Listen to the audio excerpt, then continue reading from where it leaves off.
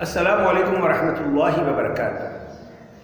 دراصل یہ تہذیبوں کا تصادم ہے، ادیان کی جنگ ہے، ازل سے خیر و شر کا معرکہ جاری ہے۔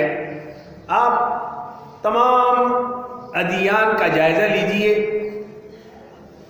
اسلام کے علاوہ تمام مذاہب یکجا ہو کر اسلام کے خلاف سب آ رہا ہے، اور وہ یہ چاہتے ہیں کہ ان کی تہذیب، ان کے طور طریقے مسلمانوں میں آ جائیں۔ پہلی خواہش تو ان کی یہ ہے کہ مسلمان ان کے دین کو قبول کر لیں، لیکن اگر ان کے دین کو قبول نہیں کرتے تو کم از کم مسلمان نہ رہیں۔ آج سے کم و بیش 100 سال پہلے شاعر مشرق نے یہ بات کہی تھی، شکوہ کیا تھا، شور ہے ہو گئے دنیا سے مسلمان نابود۔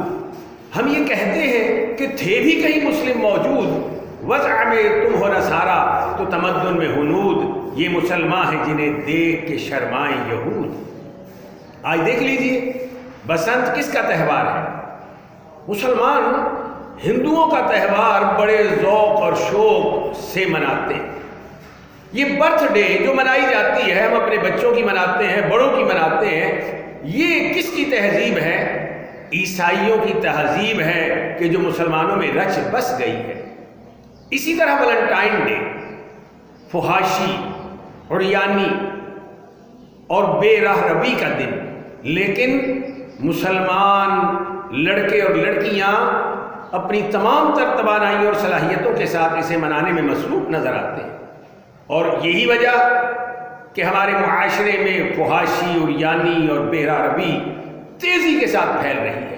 یہ کس کا تہوار ہے؟ یہ بھی عیسائیوں کا تہوار ہے کہ جو مسلمانوں کے اندر در آیا ہے۔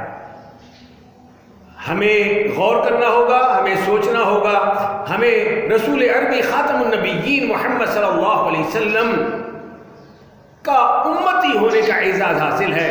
ہمیں ان کی تعلیمات اور ان کے اسوہ حسنہ کو اپنانا ہوگا، اور اسی لیے یہ بات ببانگ دوہل اپنے ذہن میں بٹھا لیجئے، اپنی ملت پر قیاس اقوام مغرب سے نہ کر، خاص ہے ترکیب میں قوم رسول ہاشمی۔